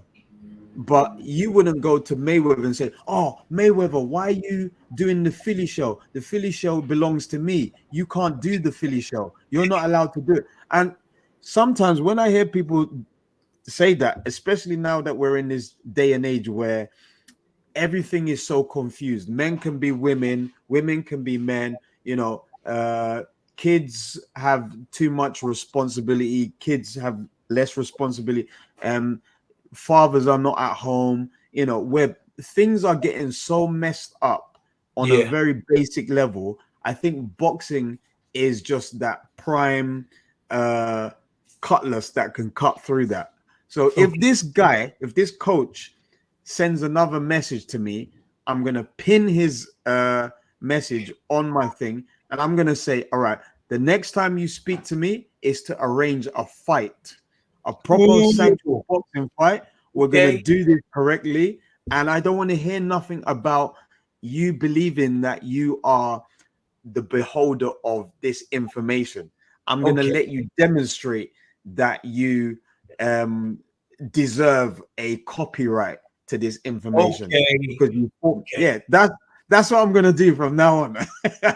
I'm sorry Is about that, my little rant, but this is like is that the I've just is ignored that the him. Cuban style? Is that the Cuban style?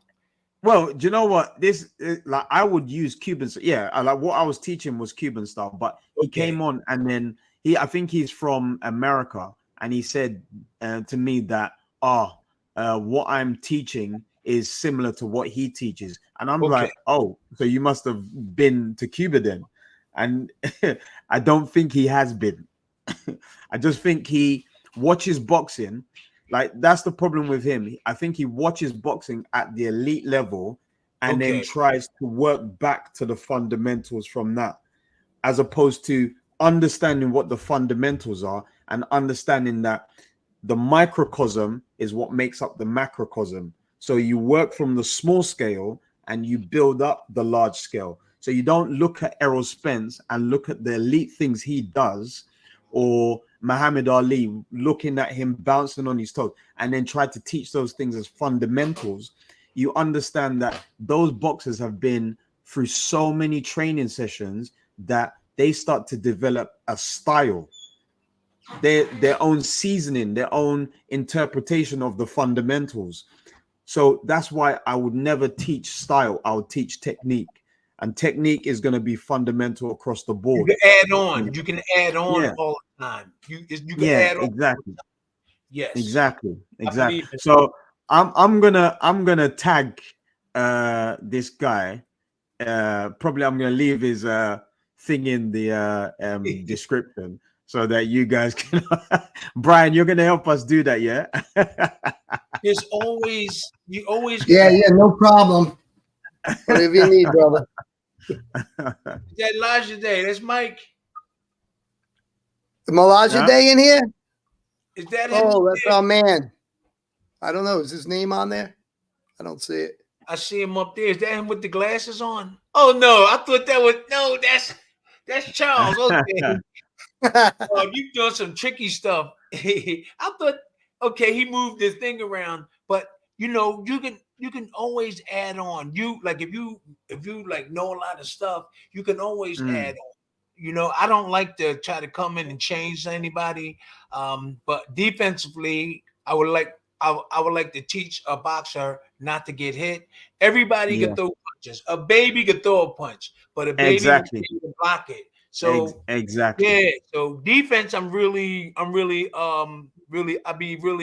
hard on the defense. Like, hey man, you gotta do that. But offense, anybody can throw punches. Is how you throw them. I'm just really just trying to say things. And like I said, a baby could throw punches. A baby can't block. A baby get hit. Yeah. But a baby can do this. So I believe that defense is really is a necessity to have that. 100%. Yeah. 100%. Know how to punch off the defense. You got to learn how to punch off. Boom, hook, boom, exactly. Jab, boom, uppercut. Catch this side, catch that side. They all work together. They all work together. Yeah. No, I believe you're 100% right about that. I think David is lucky that he was able to just for you guys in the chat and you guys watching this stream after.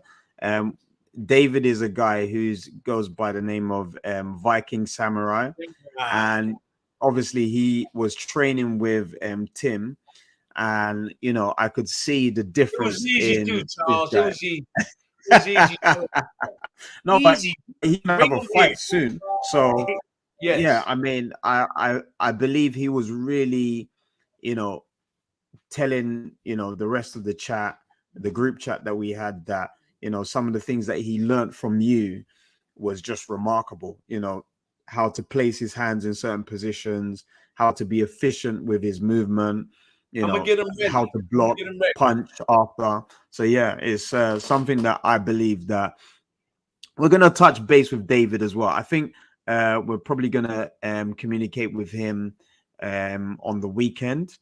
So, and then maybe we do a little review of his opponent, and then we'll touch on more of those pro tips that you have. Charles, we did a brief one. I hate to cut you off. We did a brief one. If this the same guys he's fighting, this martial arts guy. So we did a brief. We went over it, and if he do the things that we show him, he should knock this guy out early, or a little bit down the way.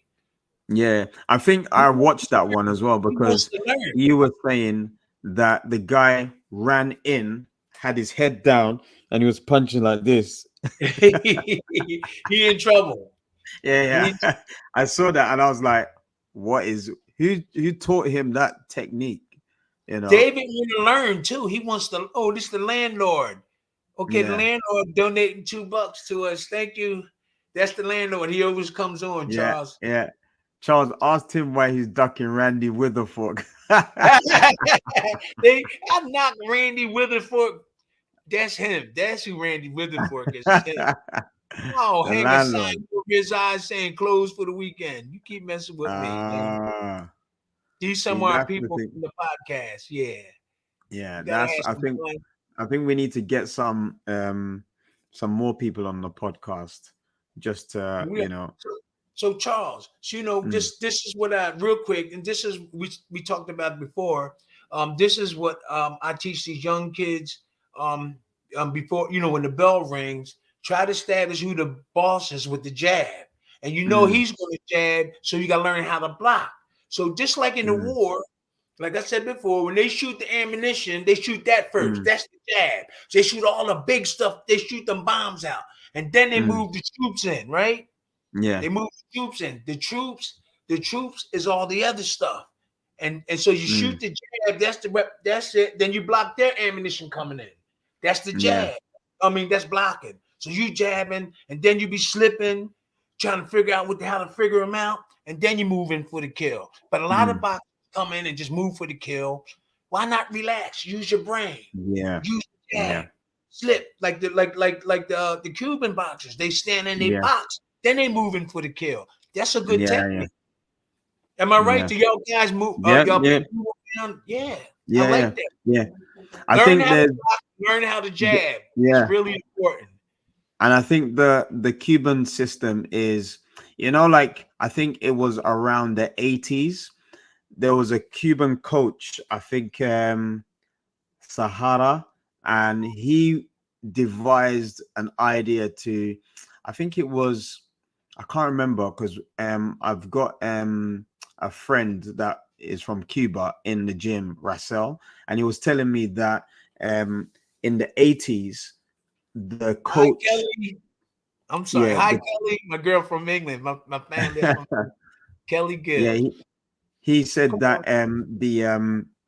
the Cuban boxers should develop more movement because the rest of the world does not have good movement. So that is one of the things why they became so dominant with thingy. But as just to touch on what you were saying, I think the boxers are too one-dimensional. They only think about attack. And I think the Cuban boxers, they have this thing about attack, counter-attack.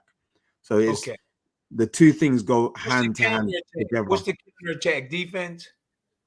Well, it would be the case that sometimes, let's say that if you do shoulder taps and I touch you with this arm, immediately my opponent wants to touch me back on this shoulder. So what I do, I retract that shoulder and I bring this shoulder forward, boom, and I hit them with the shoulder that comes forward with the arm that reaches for this shoulder. So, like if I leave my shoulder here and my opponent tries to touch it, I bring it back, but in bringing back this shoulder comes forward. So I hit them with this hand. Okay, that's a lot of movement. That's a good technique, but it's a lot of movement just to do. Would you do one punch, right? Okay, boom. Oh no, it's all together. Boom. Yeah, that's the thing. That's the thing. Like, I like like with the catching and shooting, like the blocking and then the jabbing. Yeah. So this is the thing in amateur boxing. Like when you block a punch, even if you block it on the guard, sometimes the judges score it because they don't see the connection. So the idea with amateur boxing is that if you catch it here. You mean if they catch it here? Yeah, even if you catch it anywhere, like if a boxer looks like he's planting his feet, he loads up, he throws a punch. In the judge's mind, if they don't see it where it lands, they might score it. Oh, wow. This is the problem with amateur boxing. This is the reason why we're like blocking punches in the Cuban system is secondary to moving your feet. If you can get out of the way of a punch so you don't block it, do that before you block the punch. But I understand how this is not good for pro boxing. It's good for amateur boxing because remember, when you score punches by point scoring, even if you block, if they point score, you could not be hurt because you've blocked 50 punches. But if they scored 40 of those punches, you're now losing. And that's the problem with amateur boxing. So that's why the coaches said, no, you can't even block the punches. You have to get out of the way. So if you watch Cuban amateur boxers, serious? Yeah, because that is the only way that you can secure a win. because you know when you block punches, the judges are so stupid now. They score the punches. They score them. You So can that's see why it the being American scored. boxers move around a lot. They don't let any. They don't even let you touch them. It's hit and not get hit Whoa. in the most purest form. You learn something every day. Yeah, Wow. but this is the problem. This is what happened when during the 80s. They said, first of all, move your feet, and then it was like, do not let um boxers even touch you. Do not let them touch you.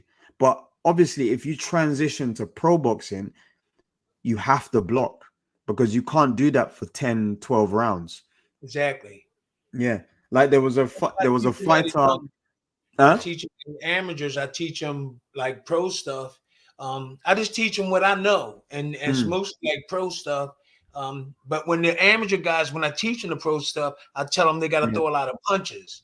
I said you got to throw yeah, a lot of punches, and when go on defense, when as soon as they punch, you got to fire back because you got to throw punches. They got to score, but but you'll be ready for a professional. You still be yeah, ready when you turn pro. yeah. So Exactly, got to exactly. get them And that's ready. yeah. So that's the reason why I said that there's a lot of amateur boxers in this country that are looking for you to teach them, because they see that the Philly shell is very perfect for the way how they naturally box, and especially as they want to transition to the pro ranks, it would help them to do that. And Easy. I think, That's easy. yeah, so we need to get them to Philadelphia. We need My to get grandson does it. My grandson does it. Even my daughter does it. She's from England. My daughter from Tottenham. My daughter that was oh born. my god. She lives with me in America. Even she does it. She be doing this. He put his hand up in the front and jabbing. Shania. Yep. So 20 how old bucks. is she? Who is that? You got 20 bucks from. Oh, I can't pronounce it. Yeah, so he wants to know how you would knock out any tips for us short folk. So Tim said he knocks Oh, out short. all his tall opponents. Yeah, Oh, for a short person. yeah, So you just don't lean into a short person, and what you do is because they short, you mm, throw fire high. You throw fire high, but in your mind, you know mm, that you want to hit him with the uppercut. Okay, so the mm, bell ring.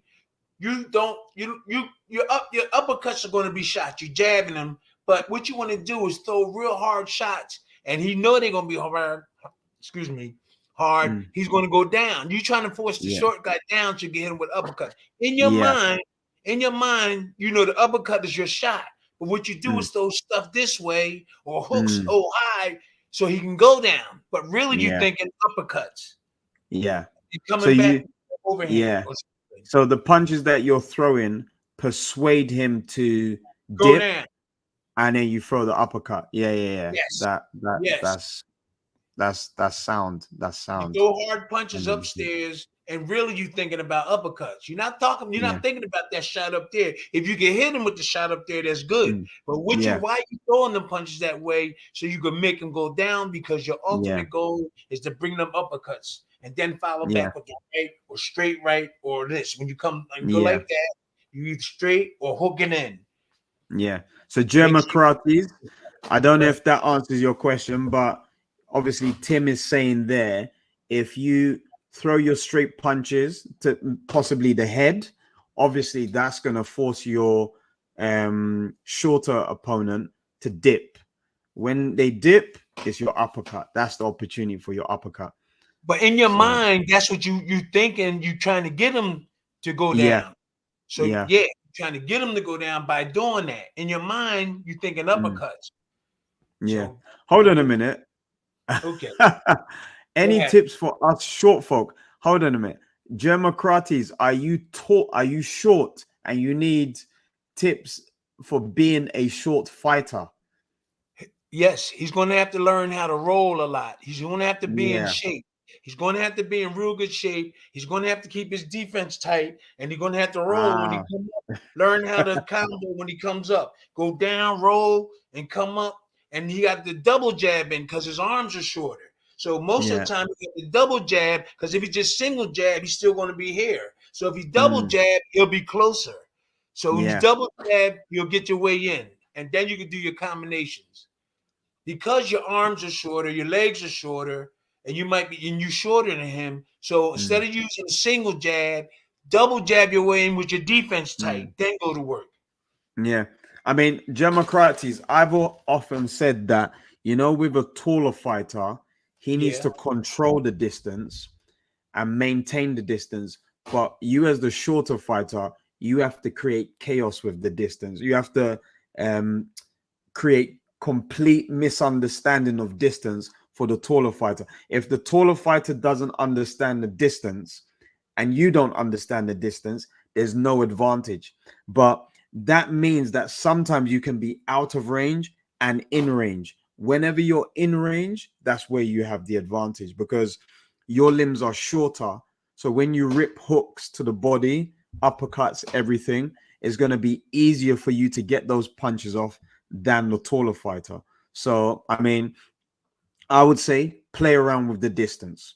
Make the distance make your taller opponent think that you're at range, then disengage. Sometimes be in range, feint, disengage. Feint, disengage. Now, when you start to feint, your taller fighter thinks that you're going to go back out, but then you come straight in and then you rip shots to the body. Okay. Yeah, his best bet is to get inside, get in shape, and stay mostly inside. Because if you have if you have a boxer with long arms and really got good combinations, your best bet is to stay inside. So get in real good shape.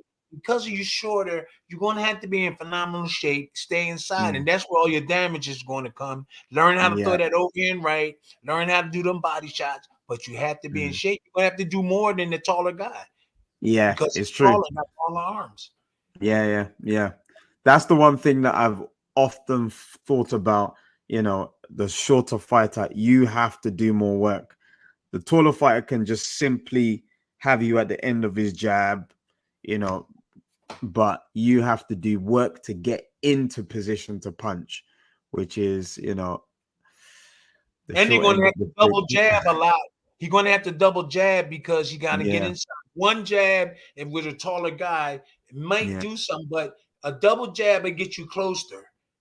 Yeah. That's what I was saying about the double jab with the shorter guy. He's going to have to move his shoulders, you got to roll, and he's going to have to be in shape.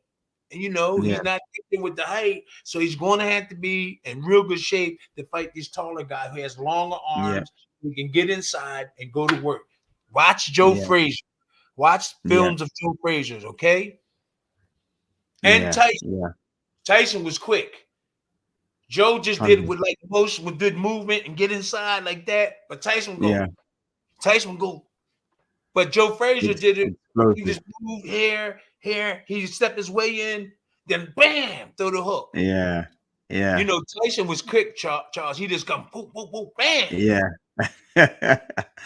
Yeah. I remember when I was watching Tyson around the same time of the 80s, around like late 80s, early 90s, and Tyson just looked like a monster. He was in good shape too. He was in good shape. Like, I felt sorry even when he fought against Bruno. I felt sorry for Bruno. Yeah, twice he beat him, and I was like, Bruno, why are you going back for more punishment? And I think someone spoke to him and motivated him, but his technique didn't change, so it was the same result. It was the Bruno same result. showed plenty of heart, though. He showed plenty of heart when I fought him. He fought Lennox Lewis. I was really impressed. I was really impressed him backing Lennox Lewis up. He was backing Lennox at one point, and Lennox caught him. I was watching that. I was watching that about 5 days ago. I couldn't believe it. I could believe it. I was like, damn, go ahead, Bruno. And I think then Bruno garnered most of the support from the English crowd because Lennox Lewis was fighting for Canada, Yeah. and then he came over to Britain. So it was mixed feelings for him. But Bruno was 100% British. So yeah, it And was, he fought his fight. And like I yeah, said, if Bruno would have had my trainer and I would have had him, he would have had a better chance of beating me. I'm telling yeah, you. yeah. And I'm not taking nothing against. I said it over there. And a lot of people's like, "Oh, he was a good trainer. He was good." I didn't say he wasn't a good trainer. Yeah, I just said if he would have had my trainer and I would have had his, he would have won that fight. exactly. And that doesn't have nothing to do with the personality of, it's just No, knowledge. no. It's just knowledge. So It's yeah. just knowledge. Yep. What we doing? Right. So Tim, we're gonna catch each other on the weekend because I have to go and eat something now. I'm hungry. It was good chatting to you. Yes. I just want to thank Obviously, everybody that tuned in, because without them, yeah, we wouldn't be able to do anything. And we got good yeah, knowledge. We have good knowledge, Charles, and you bring in the English style involved.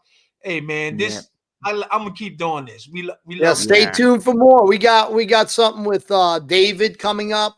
Again, Light yeah, Burley, and Charles will be on the next one this Sunday, I believe, at 11. yeah. We changed it Sunday, to yeah, Sunday. Yeah, 100%. so I want we'll to have thank all my Xavier Biggs supporters. will be on too.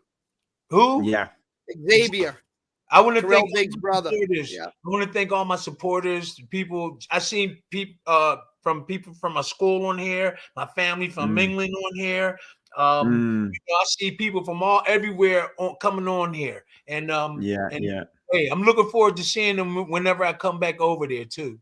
Yeah, I think we're definitely gonna enjoy if you come down to London, but we're gonna try to, take a few boxes to Philadelphia because I think the culture in Philadelphia, the only thing we know about Philadelphia is Fresh Prince of Bel-Air.